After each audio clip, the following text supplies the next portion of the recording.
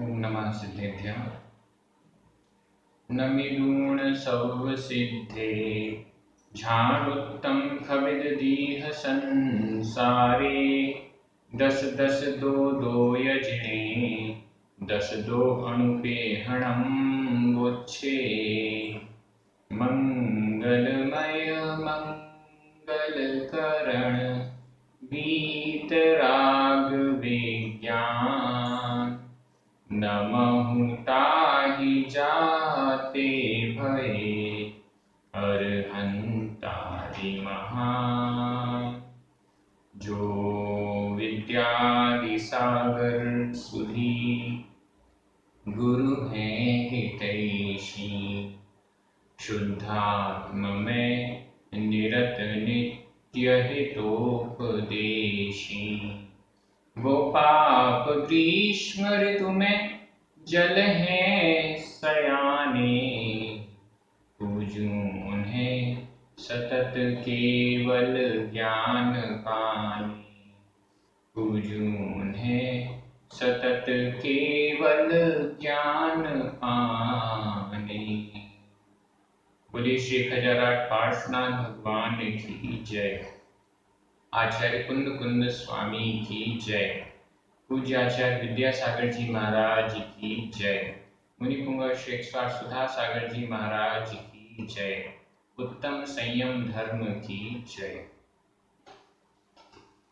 हम सभी के परम सौभाग्य से 12 अणुपेक्षा ग्रंथ के स्वाध्याय के अवसर पर 10 धर्मों का यह विवेचन हमें प्राप्त हो रहा है। आज हम उत्तम संयम धर्म के विषय में चर्चा करेंगे। 12 अणुपेक्षा ग्रंथ में गाथा नंबर 76 पर बहुत अच्छी परिभाषा आचार्य कुंद कुंद स्वामी ने प्रस्तुत की है। आज के इस व्याख्यान में बहुत सारी बातें समझने योग्य हैं। हमारा जीवन संयम के बिना कैसा है? अगर हम संयम नहीं लेते हैं तो हमारे जीवन में और संयम लेने के बाद हमारे जीवन में क्या अंतर आता है? संयम लेने से क्या लाभ है? मोक्ष मार्ग में आगे बढ़ेंगे ये तो बात ठीक है, लेकिन और भी अन्य कौन से लाभ हैं जो संयम से हमें प्राप्त होते हैं हमारे जीवन में? असंयम क्या है, कितने प्रकार का होता है, कैसे हम बचने का प्रयास कर सकते हैं, इन सब विषयों पर आज कुछ चर्चा करने का हमें सौभाग्य मिल रहा है। संयम बहुत सरल परिभाषा संयम की मैं जो विचार करता हूँ, आंख खोलना, आंख खोलकर कार्य करना संयम है और आंख बंद कर लेना असंयम है। कोई भी कार्य हम करते हैं तो देखभाल कर करते हैं, आंख खोल कर करते हैं, सोच समझ कर करते हैं, तो वह संयम है। और जहां हमने आंख बंद की और एक्सीडेंट हुआ, एक्सीडेंट होना ही असंयम है। एक्सीडेंट होना ही इस बात का द्योतक है कि हमने कुछ लापरवाही की, हमने हमारा संयम खो दिया, हमने टाइम पर ब्रेक नहीं लगाया। यही तो असंयम है। गाड़ी हम चला रहे हैं लेकिन हम ब्रेक को भूल जाएं, ब्रेक नहीं लगाएं। जीवन हम चला रहे हैं, संसार में हम भ्रमण कर रहे हैं और हमने ब्रेक नहीं लगाया, संयम नहीं लगाया, संयम को धारण नहीं किया, तो एक्सीडेंट होना निश्चित है। यह एक्सीडेंट, शरीर के हाथ पैर तोड़वाना, यह असंयम है। इसको हमें विचार करना चाहिए। बिना संयम के जीवन निकालना तो जीवन को व्यर्थ करना है। इस दृष्टि से हम अगर विचार करते हैं तो हमारे इस गृहस्थ जीवन में भी संयम की बेहद आवश्यकता हमें महसूस होती है। आचार्य कुंद कुंद स्वामी क्या कह रहे हैं आज हम इस गाथा के द्वारा देखेंगे और गाथा का उच्चारण भी करेंगे और एक एक शब्द से इसका अर्थ लिखेंगे। वद समिधि पालनाए, वद समिधि पालनाए, दण्डच्चायेण इन्द्रियजयेन दण्डच्चायेण इन्द्रियजयेन परिणममाणस्य पुनो संयम धम्मो हवे नियमा संयम धम्मो हवे नियमा। बहुत सुंदर और बहुत अच्छी गाथा है। संयम धम्मो हवे नियमा, संयम धम्मो संयम धर्म, संयम धर्म हवे होता है, नियमा नियम से, नियम पूर्वक निश्चित रूप से संयम धर्म होता है। किसके संयम धर्म होता है?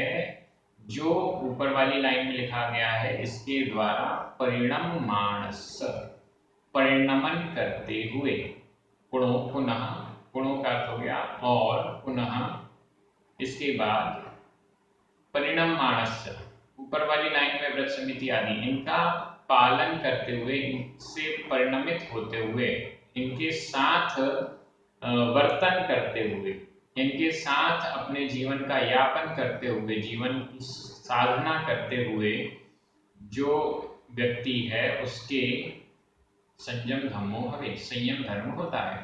हवे यह वर्तमान काल का अन्य पुरुष एक वचन का क्रिया रूप है और परिणममाणस, इसमें माण प्रत्यय लगा हुआ है जो कि वर्तमान कृदंत का प्रयोग है और इसमें विभक्ति षष्ठी का एक वचन लगा हुआ है। कैसे परिणमन करते हुए, किन भावों के साथ? बद समिति पालनाए, बद, बद का अर्थ होता है व्रत, व्रत, समिति, समिति, पालनाए, पालना में, व्रत और समिति की पालना में, व्रत और समितियों के पालन में। दंडचायेण, दंड के त्याग से, यहाँ पालनाए यह स्त्रीलिंग का शब्द है और सप्तमी एक वचन का रूप है, विभक्ति है। दंडचायेण इंद्रियजयेण, ये दोनों ही तृतीया के एक वचन हैं।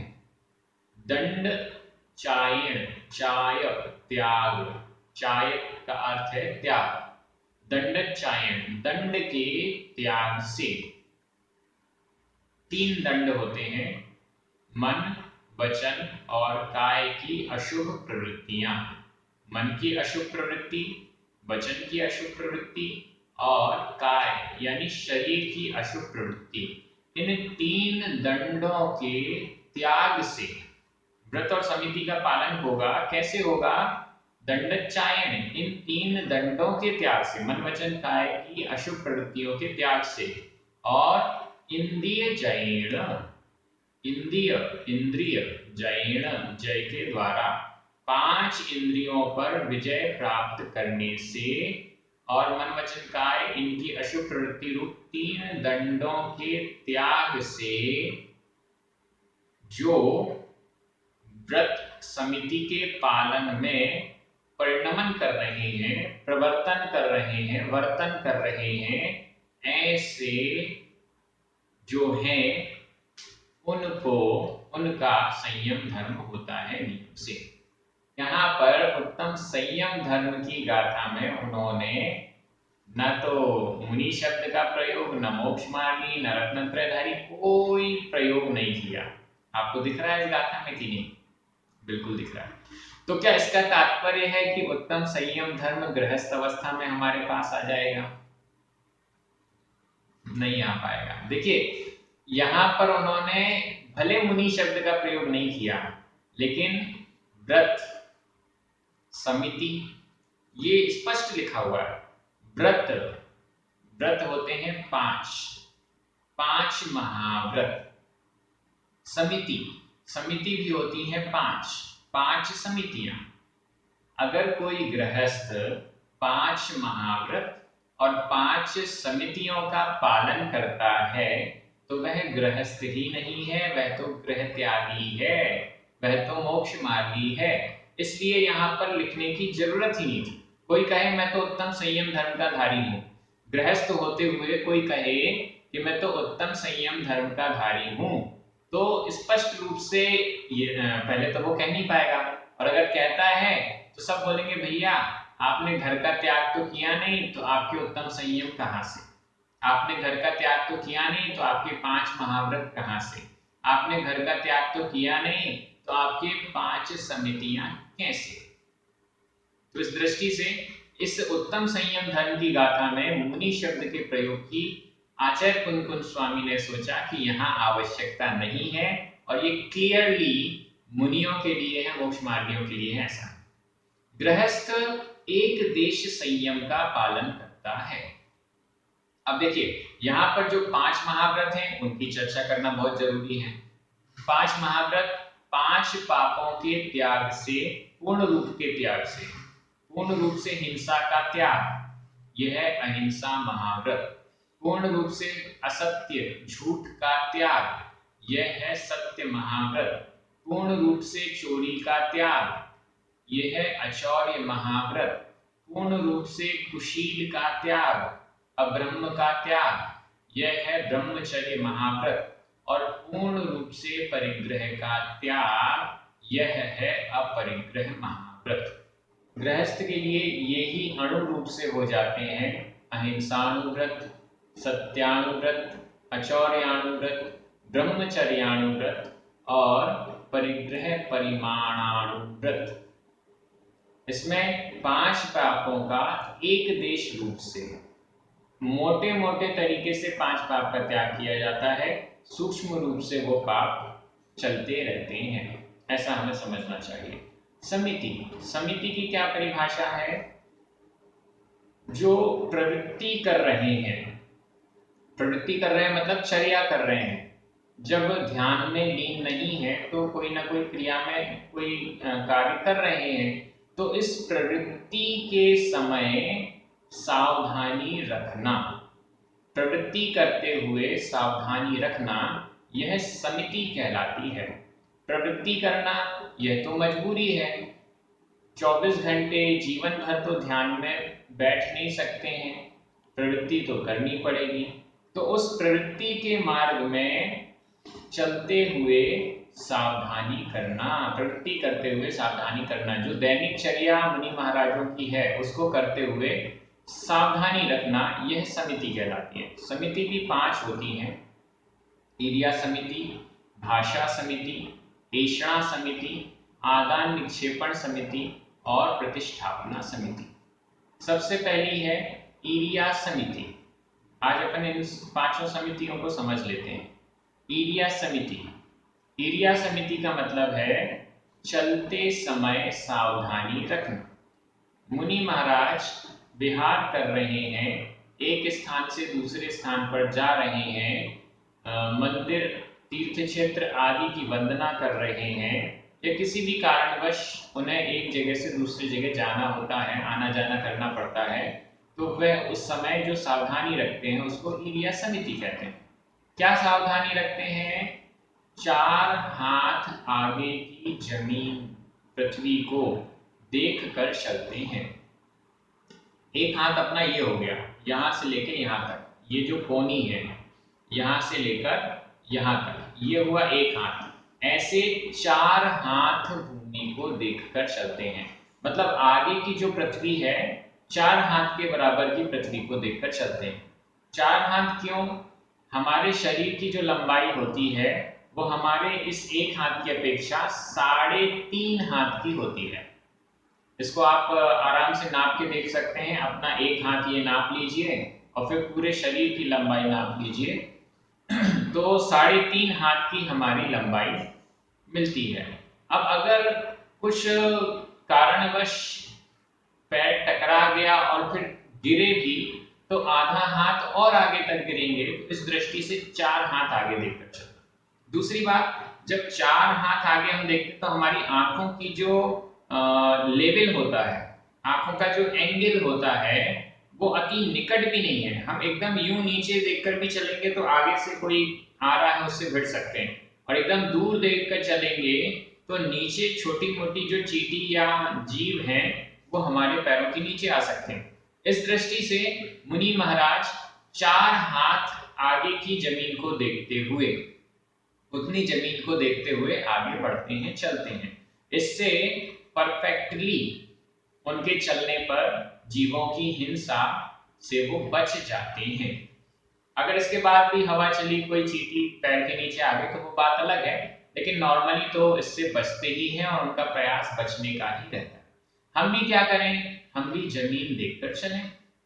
चार हाथ नहीं देख पाते हैं, जितना देख पाते हैं, जैसे देख पाते हैं, नीचे देखकर हमें चलना चाहिए। तो ये हो गई एरिया समिति। इसके बाद भाषा समिति। भाषा समिति जो मुनि महाराज बोलते हैं वो हित मित प्रिय बोलते हैं। उनके वचन ऐसे होते हैं मानो अमृत झरे। वचन बोल रहे हैं लेकिन ऐसा लग रहा है कि जैसे अमृत की वर्षा हो रही है। मुनि महाराजों के पास जाइए, ऐसा लगता है कि वो हमारे लिए ही, हमारे हित के लिए ही बोल रहे हैं। वो है भाषा समिति। हित के लिए बोलना, सीमित बोलना और प्रिय बोलना, इसको भी हम ले सकते हैं। तो वो भाषा समिति है। ऐषणा का अर्थ है आहार। आहार करते समय, आहार ग्रहण करते समय जो सावधानी रखनी है, अंतराय 32 प्रकार के अंतराय हैं, उनसे उनको टालकर आहार लेना। अगर अंतराय हो जाए तो आहार छोड़ देना। जो भी आहार संबंधी नियम मूलाचार आदि ग्रंथों में बताए गए हैं, उनका पालन करते हुए आहार ग्रहण करना। कौन सी वस्तु लेनी है, कौन सी वस्तु नहीं लेनी है, स्वास्थ्य के अनुकूल, मौसम के अनुकूल वस्तु लेना है, शेष नहीं लेना है।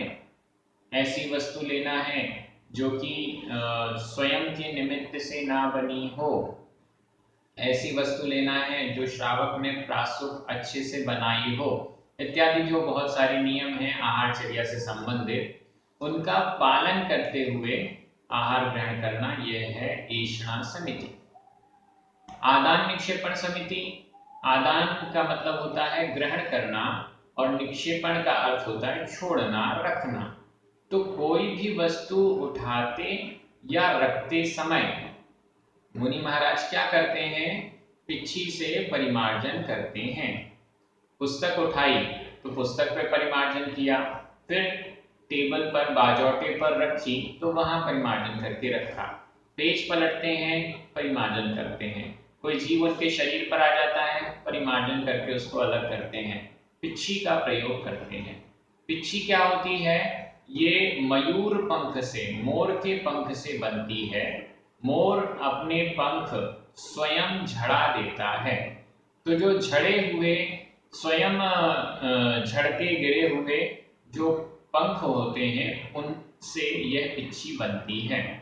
जब मोर का पंख तोड़ा जाएगा तो वो तोड़ने का निशान अलग होता है, और जब वो टूटा हुआ होता है तो वो एक अलग व्यवस्था होती है। तो इस दृष्टि से उस मोर के पंख से इस पिच्छी का ये गुण होता है कि यह धूल को ग्रहण नहीं करती, गंदी नहीं होती, गीली हो जाए तो तुरंत सूख जाती है, पसीने को ग्रहण नहीं करती है, हल्की होती है, इत्यादि बहुत सारे गुण हैं।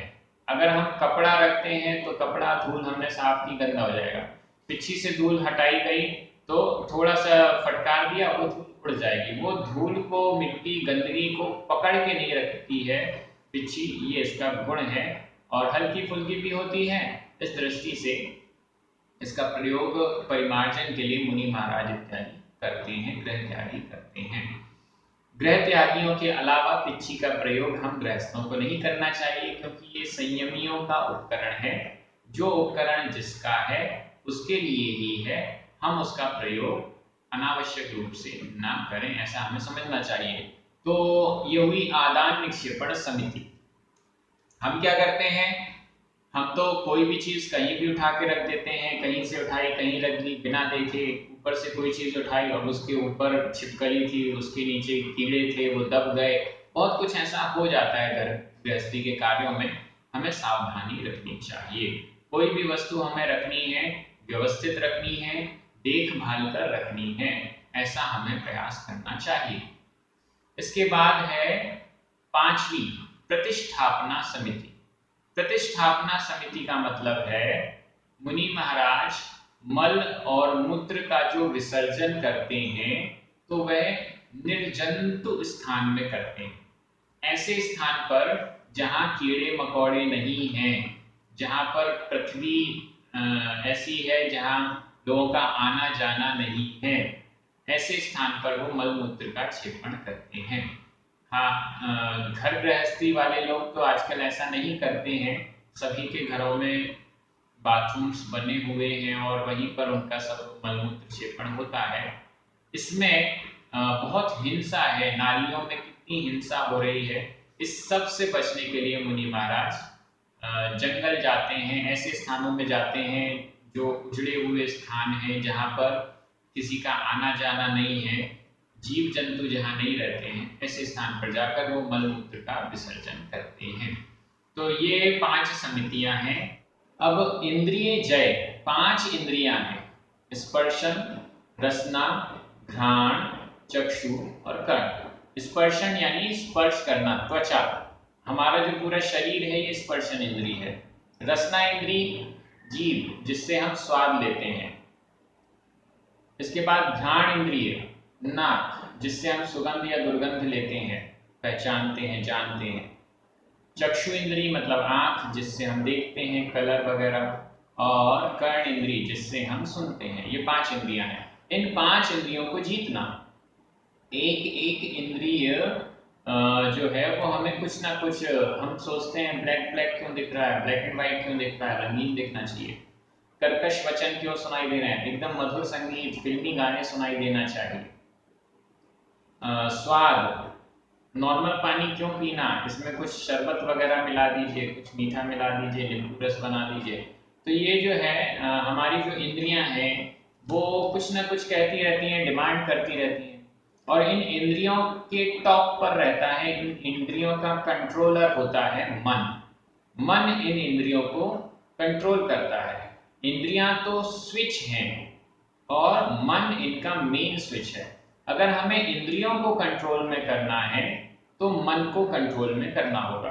मन कंट्रोल में आ गया तो इंद्रियां ऑटोमेटिक कंट्रोल में आ जाती हैं। हमारा मन कैसा है, भागता रहता है। मन को कंट्रोल कर लिया, इंद्रियां कंट्रोल में हो गई। 2 प्रकार का संयम होता है, एक है प्राणी संयम और एक है इंद्रिय संयम। महाव्रतों और समितियों के पालन से तो प्राणी संयम हो गया, और इंद्रियों को कंट्रोल करेंगे तो इंद्रिय संयम हो जाएगा, तो उसके लिए मन को कंट्रोल करना है। प्राणी संयम में त्रस जीवों के घात से बचना, त्रस जीवों की हिंसा से बचना। 2 इंद्रिय, 3 इंद्रिय, 4 इंद्रिय और 5 इंद्रिय जीव, इनको त्रस जीव कहते हैं। इन त्रस जीवों की हिंसा से बचना, ये तो षटकाय की, त्रस जीवों की हिंसा से बचना ये तो एक देश संयम कहलाता है। और संपूर्ण जीव, इसमें एक इंद्रिय से लेकर 5 इंद्रिय तक सभी जीवों से बचना, सभी जीवों की हिंसा से बचना, यह इंद्रिय प्राणी संयम कहलाएगा, जो कि 6 प्रकार का होता है। षटकाय की जीवों की हिंसा से बचना। षटकाय कौन से हैं, पृथ्वी काय, जल काय, अग्नि काय, वायु काय, वनस्पति काय और त्रसकाय। 5 तो एक इंद्रिय है और एक त्रसकाय, ये 2, 3, 4 और 5 इंद्रिय जीव है। इनकी हिंसा से बचना, इनकी हिंसा का त्याग करना, वो कहलाएगा प्राणी संयम। इंद्रिय संयम, 5 इंद्रिय और मन को वश में करना। अब मन को कैसे वश में किया जाता है, मन तो वश में होता ही नहीं। कुछ करो तो आगे की सोचता है, यहाँ सोचता है, वहां सोचता है, यहाँ वहां भागता रहता है। हम माला फेरने बैठते हैं तो मंत्र क्या चल रहा है पता नहीं, हमारा मन तो कहीं और भाग जाता है। मंदिर में होते हैं, मन कहीं और भाग जाता है। कुछ काम स्वाध्याय कर रहे हैं, आप ये वीडियो देख रहे हैं, आपका मन हो सकता है कि भोजन पर लगा हो, कि बारिश हो रही है, कपड़े ना भीग जाएं, बहुत सारी चीजों में मन भटकता रहता है। क्या करें, मन की उपमा जिन से दी गई है। जिन होता है ना, एक जिन्न, जिनेंद्र भगवान नहीं, दूसरा एक जिन्न, वो अलादीन के चिराग से जो जिन निकलता है वो जिन के प्रकार का है। जिन क्या होता है, वो बोलता है मुझे तो कोई काम दो, कुछ ना कुछ करने को दो। अगर कुछ काम करने को नहीं दिया जाएगा तो मैं बिगड़ जाऊंगा और आपका ही नुकसान कर दूंगा। तो मन भी ऐसा ही है। मन को हम खाली छोड़ते हैं तो वो बिगड़ जाता है, यहाँ वहाँ भटकता है। हमें क्या करना चाहिए? मन को कुछ अच्छा काम करने के लिए दे देना चाहिए, मन को किसी काम में लगा देना चाहिए। मन एकाग्र होता है, हमारा मन भी एकाग्र हो सकता है। कैसे एकाग्र हो सकता है? हम उसे कोई एक पर्टिकुलर काम दे दें, ये काम करो भाई, स्वाध्याय करना है, स्वाध्याय में एक एक शब्द से अर्थ लगाओ, मन भटकेगा ही नहीं। टीकाओं के अर्थ हम एक एक शब्द से देखें, मन भटकेगा ही नहीं। बहुत सारे ऐसे स्वाध्याय के प्रकल्प हैं जिसमें हम लगते हैं तो मन हमारा इधर उधर नहीं भटकता है और केंद्रित हो जाता है। तो हमें वो प्रयास करना चाहिए। असंयम का बहुत नुकसान है, संयम से बहुत फायदा है। संयम ही जीवन का श्रृंगार है। कुछ नॉर्मल कथाएं टाइप की हम समझ लेते हैं। एक बार एक राजा थे और राजा के सैकड़ों नौकर चाकर होते हैं। एक उनका सेवक था जिसका काम था राजा का बिस्तर तैयार करना। वो रोज राजा का बहुत अच्छा बिस्तर तैयार करता था, रोज उसमें फूलों से डेकोरेशन करता था, पूरे बिस्तर में फूल बिखेरता था, ये सब करता था और फिर उस पर राजा आराम करते थे। एक दिन राजा को आने में थोड़ा सा लेट हो गया, तो वो जो सेवक है उसने सोचा राजा जी तो अभी आए नहीं, मैं एक बार इस बिस्तर पे बैठ के देखता हूँ कैसा लगता है। होता है ना कभी कभी ऐसा, हम कहीं जा रहे हैं और हमें कोई अच्छी चीज मिल जाती है तो अरे बैठ के देखते हैं, देख के देखते हैं, छू के देखते हैं, ऐसा हमारा मन हो जाता है। उसका भी मन हुआ, चलो थोड़ा सा बैठ के देखते हैं। वो बैठ गया, उसे बड़ा अच्छा लगा। उसने फिर बाहर देखा राजा जी आ तो नहीं रहे, दरवाजे पे जाके देखा राजा जी आ तो नहीं रहे, नहीं आ रहे, थोड़ा सा लेट के देखता हूँ। लेट गया, बहुत अच्छा लगा।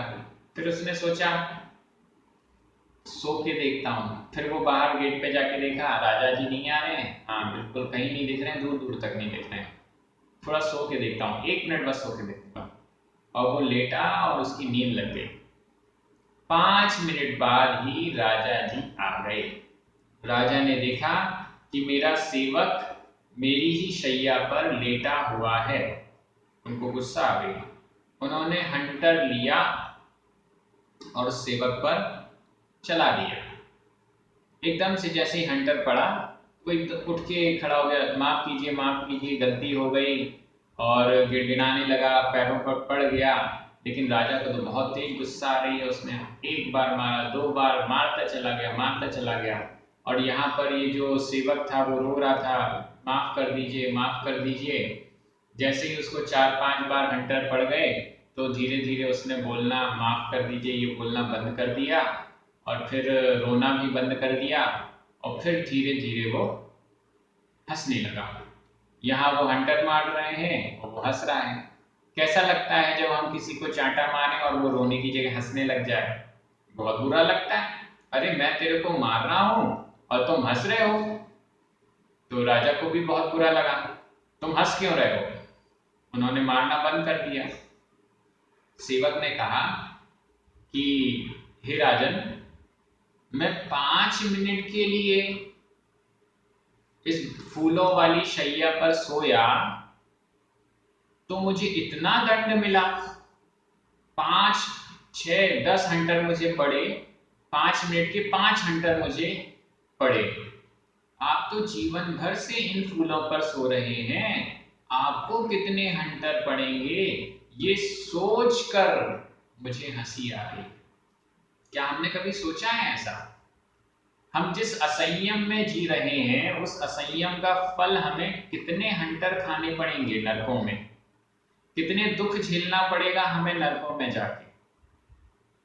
आचार्यों ने कहा है कि संयम का जो पालन करते हैं वो नियम से, मैं कह रहा हूं नियम से स्वर्ग जाते हैं या तो मोक्ष जाएंगे।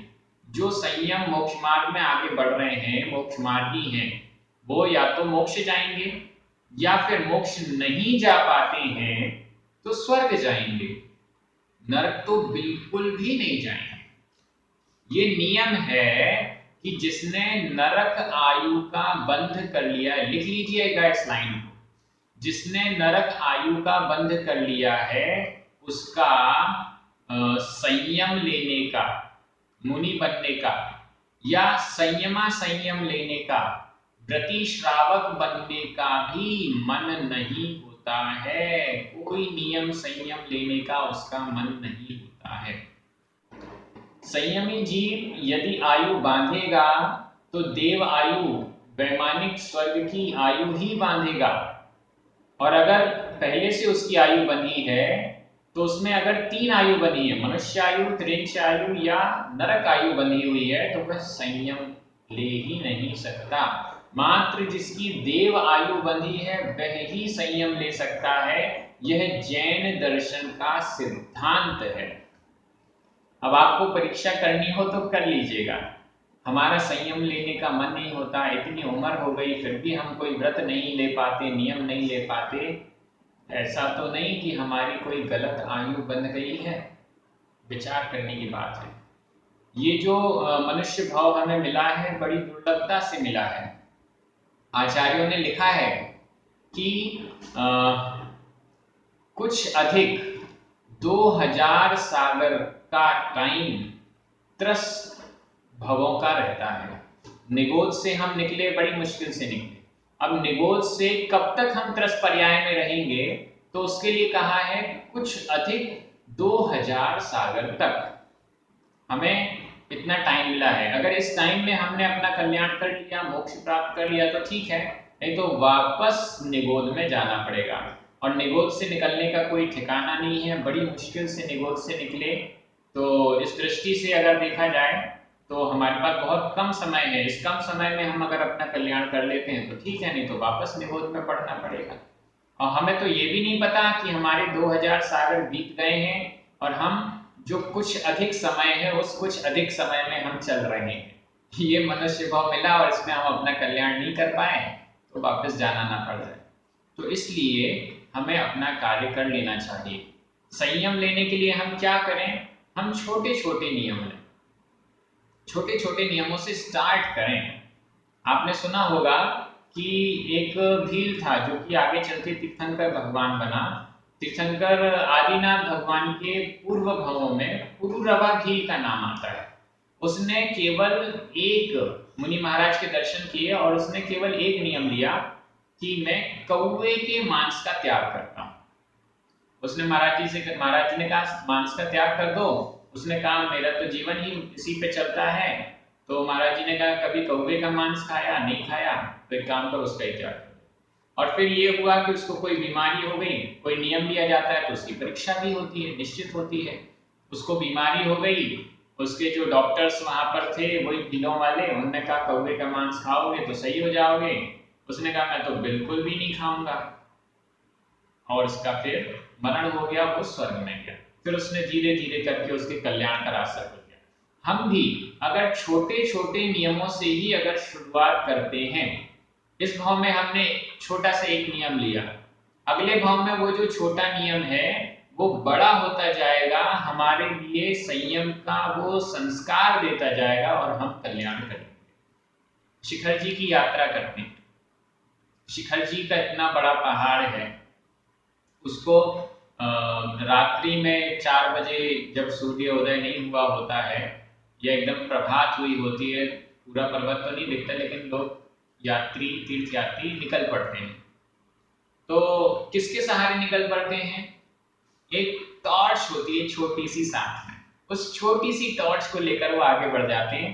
और थोड़ा थोड़ा देखते देखते उस टॉर्च से पूरा पर्वत नहीं दिखता, लेकिन जितना 2 कदम 4 कदम हमें चलना है वो दिखता जाता है, फिर आगे बढ़ते जाते हैं, दिखता जाता है, आगे बढ़ते जाते हैं।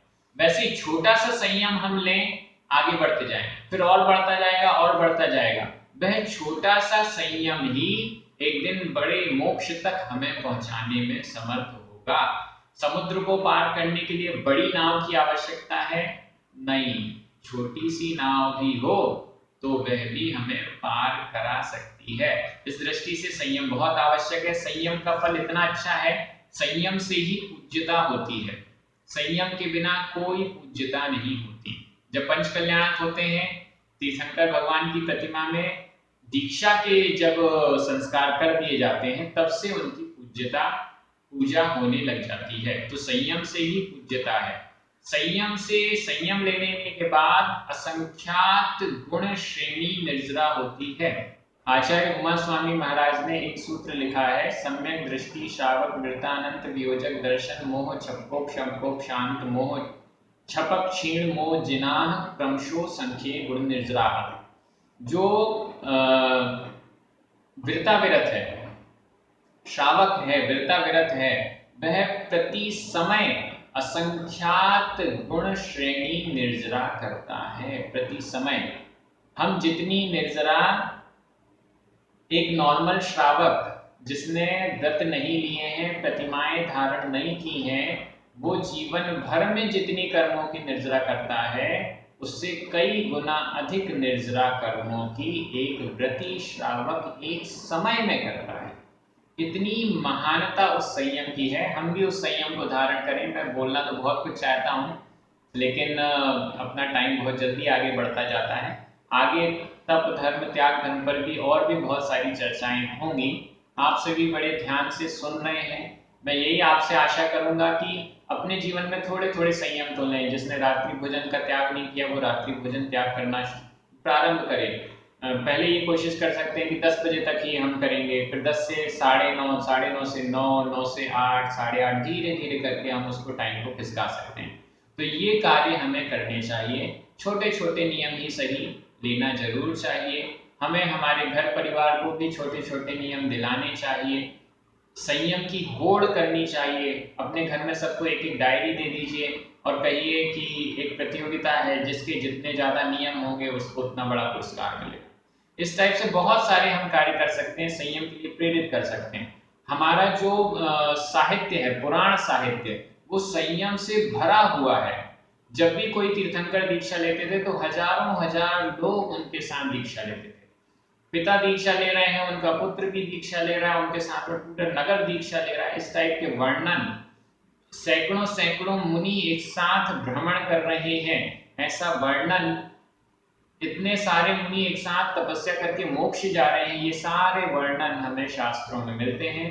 हम यही भावना भाएं कि हम भी कभी संयम को धारण करके अपना आत्म कल्याण करेंगे। आप सभी जो वीडियो के माध्यम से, प्राकृत प्रशिक्षण यूट्यूब चैनल के माध्यम से प्राकृत भाषा और प्राकृत जनागम के ग्रंथों का अध्ययन कर रहे हैं, सबको बहुत बहुत धन्यवाद। जो पुण्यार्जक जिनके निमित्त से ये वीडियो हमेशा के लिए YouTube पर पहुंच रहे हैं और आप सब तक पहुंच रहे हैं, उनको भी बहुत बहुत धन्यवाद। सभी को जय जिनेन्द्र, जिनवाणी माता।